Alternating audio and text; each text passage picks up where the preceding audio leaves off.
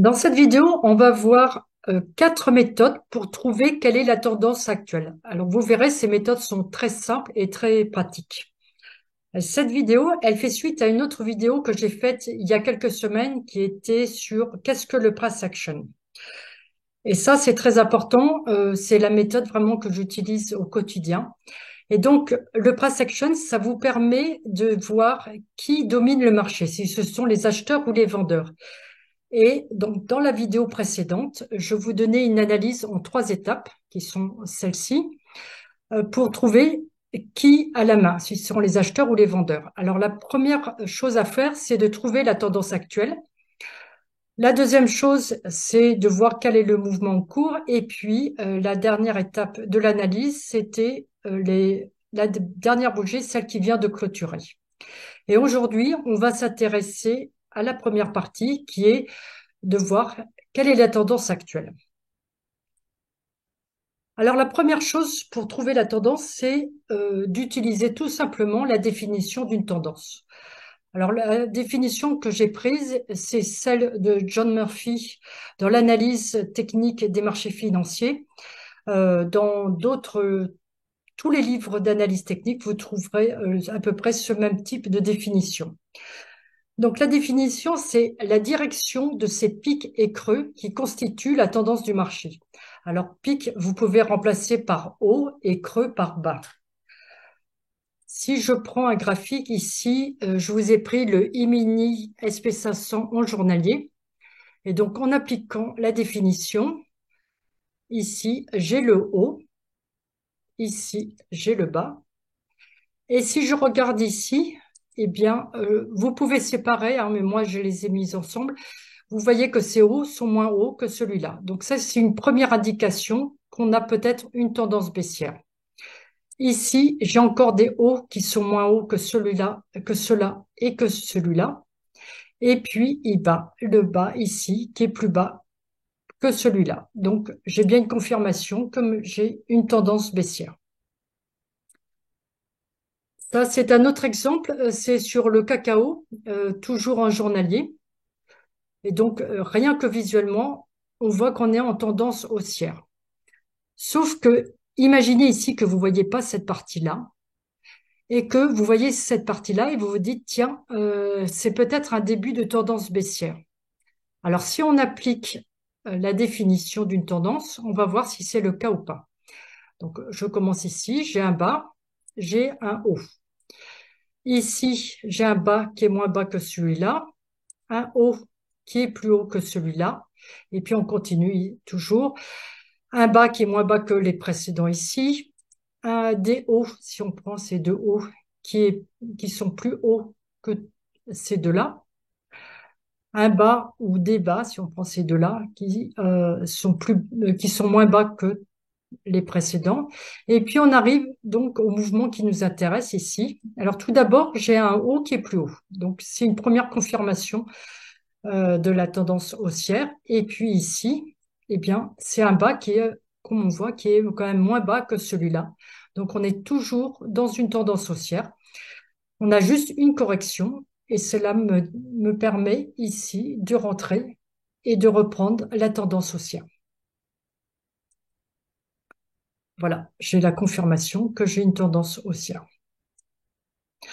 Une deuxième méthode que vous retrouverez pas dans les livres ou très rarement, je l'ai apprise avec mon mentor qui était David Weiss, qui était un très grand spécialiste de Wyckoff. Et vous allez voir, c'est une très très bonne méthode que j'utilise absolument au quotidien. Alors on va prendre un exemple. Ici, c'est le Bitcoin en journalier. Et si on recommence ici, on avait un petit mouvement baissier. Et là, ces grandes bougies vertes vont vraiment lancer la tendance haussière. J'en ai ici une ici, encore une ici.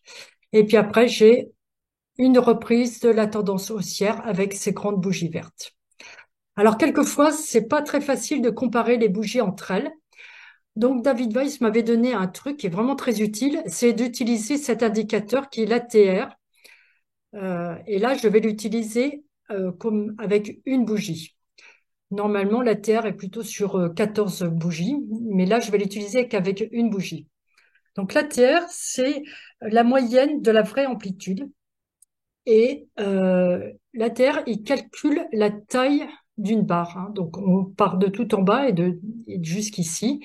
Et il va inclure aussi, si c'est pas le cas ici, mais s'il y a des gaps, il va aussi inclure le gap dans la taille de la barre. Donc c'est ça qui est très utile. Et puis le fait qu'il soit sous forme d'histogramme, c'est très facile de voir quelles sont les barres qui sont les plus importantes. Donc par exemple ici, cette barre-là, on voit ici que c'est une barre qui est plus grande que les autres. Pareil avec ici, etc. Alors, comment configurer cet indicateur? Je vais vous montrer ici sur TradingView. Pour les autres plateformes, je vous laisse découvrir. Donc, vous allez le trouver sous son onglet d'ATR. Et puis ici, dans les paramètres, je vais le mettre pour une bougie. Dans le style, alors ça c'est assez génial sur TradingView, vous pouvez modifier le style parce que normalement l'ATR il est sous forme de courbe et moi je le préfère sous forme d'histogramme. Vous pouvez mettre aussi juste des barres si vous préférez, mais j'aime bien l'histogramme. Donc dans le style, je vais modifier ici et avoir l'histogramme. Donc je reprends mon graphique de tout à l'heure sur le Bitcoin. Et donc ici, vraiment, je vois que cette barre-là, déjà, la barre précédente était déjà assez grande, mais cette vraiment barre-là est très grande. Et ça prouve ici que les acheteurs sont en force. Ils sont arrivés, grâce à ces deux barres, à vraiment faire bouger le marché à la hausse. Après, je vois cette barre ici qui confirme qu'on est toujours en tendance haussière. Et puis, cette bougie ici. Après, là, on voit cette bougie, hein, elle dépasse les autres et c'est une bougie extrêmement intéressante et qui n'est pas du tout favorable, tout au moins pendant un certain temps, aux acheteurs. Si on regarde ce qui s'est passé, c'est que les acheteurs ont poussé le marché jusqu'à ce niveau-là et puis après, ils ont clôturé pratiquement au prix d'ouverture et donc en formant un doji. Et donc ça a lancé un mouvement baissier. Et le mouvement haussier va commencer à réagir avec cette bougie-là qu'on voit. C'est une bougie qui est plus grande que toutes les précédentes, c'est-à-dire que cette bougie-là est plus grande que toutes celles-là. Donc cet indicateur-là, avec l'ATR1, c'est vraiment très intéressant de se dire que là, c'est peut-être un début de la reprise du mouvement haussier. Et puis après, bien là, on a déjà cette barre-là, cette bougie-là, et puis confirmez pas cette bougie-là, que vraiment on est en tendance haussière. Alors après, vous allez me dire, si on reprend la méthode de tout à l'heure avec la définition, ici, on était en tendance baissière, hein. Donc on avait ici un haut, un bas, des moins hauts, un plus bas, moins haut, plus bas. Donc effectivement, c'est une tendance baissière. Alors après, il faut prendre la définition d'une tendance avec pincette, hein. Il faut regarder ça avec l'ensemble du marché. Qu'est-ce qui s'est passé ici? On a eu tout ce mouvement aussi. Donc c'est parti d'ici jusqu'ici. Donc c'est vraiment un très grand mouvement haussier et qui après 2, 3 semaines. Par contre, ce mouvement baissier, il a pris beaucoup plus de temps, plusieurs mois, et en fait compte, il n'a fait que la moitié. Avec tout ce temps-là, il n'a fait que la moitié de toute la tendance, toute cette tendance haussière, de tout ce mouvement haussier. Ça correspond à peu près à 50%. Si vous utilisez Fibonacci, ça doit faire à peu près 50%. Donc ici, c'est une correction et pas une tendance baissière. Et puis après, à partir de cette barre-là, on a une reprise de la tendance haussière. Donc il faut apprendre à relativiser quand vous utilisez donc la définition. Et la taille des bougies est également un très bon indicateur aussi des reprises ou pas d'une tendance. Alors jusqu'à maintenant, je vous ai montré le marché avec des bougies journalières, mais vous pouvez l'utiliser absolument sur n'importe quelle autre unité de temps, que ce soit en mensuel, hebdomadaire. Et là, on va voir donc en unité de temps plus courte. Et ici, ça va être en 1 heure et toujours sur le Bitcoin. Alors, si on regarde ici, on a un premier mouvement plutôt latéral qui forme, si on dessine ici, ça correspondait à peu près à une espèce de triangle, hein, ou ici avec un range. Et puis cette bougie-là, hein, qu'on voit, ces deux bougies-là ici surtout, vont nous lancer le mouvement haussier, un début de tendance haussière. Et puis ici, on a vraiment une confirmation qu'on est vraiment en tendance haussière. Cette bougie-là, elle va clôturer au-dessus de cette résistance-là. Donc, c'est une première indication. Et puis, ici, cette autre bougie va clôturer au-dessus de cette autre résistance. Donc, voilà. Donc, tout ça, ça nous indique qu'on est en tendance haussière en 1 heure. Et là, on va s'intéresser à cette bougie-là. Comme on voit, hein, elle dépasse vraiment de mon inter à une bougie. Et là, j'ai une grosse bougie rouge. Alors, est-ce que c'est un début de tendance baissière? Alors, tout d'abord, une tendance, elle met plusieurs étapes pour changer. Donc, il va falloir plusieurs points de confirmation. Mais est-ce que je dois m'inquiéter ou pas? Alors, ce qu'on voit, ce qu'il faut attendre, c'est si cette bougie rouge, elle est continuée par d'autres bougies rouges ou pas. Comme on voit, à chaque fois, j'ai une bougie verte, une bougie verte, une bougie verte, et puis tout ça. Donc, c'est ça, une tendance haussière. Ici, j'ai une bougie rouge, et puis j'ai un petit mouvement, mais qui va même pas retester le bas de la bougie. Donc, ça prouve bien que les vendeurs ont testé le marché, mais qui n'ont absolument pas réussi à aller plus bas. Et puis, le mouvement va redémarrer ici avec cette bougie-là. Une troisième méthode pour trouver la tendance, c'est uniquement en utilisant une ligne de tendance. Donc, je reprends mes exemples de tout à l'heure qui étaient avec le E-mini SP500 en journalier. Et donc, je vais relier mes hauts et ça va former ma ligne de tendance. Et tant que ma ligne de tendance n'est pas cassée avec une clôture au-dessus, eh bien, ma tendance est toujours baissière. Et mon deuxième exemple qui était sur le cacao, je vais relier là mes bas, donc ici, ici, et tant que cette ligne de tendance, j'ai pas de clôture dessous, ma tendance est toujours en hausse. Et ce qui est très intéressant ici, c'est que le marché a retesté exactement ma ligne de tendance et ça a relancé le marché. Ça ici, c'est une possibilité de très très beau trade, hein, avec un premier profit en haut de cette barre-là. Une quatrième méthode qui est très utile et notamment sur les actions et qui est très facile en plus aussi visuellement, c'est d'utiliser une moyenne mobile. Alors, n'utilisez pas de moyenne mobile compliquée. Quelquefois, je vois à 9 jours, 13 jours, 32 jours, soi-disant parce que ça suit les nombres de Fibonacci. Alors non, prenez quelque chose de très facile et qui est utilisé par tout le monde parce que c'est beaucoup plus fiable. Le fait que ça soit utilisé par un grand nombre de personnes, ça rend la chose plus fiable.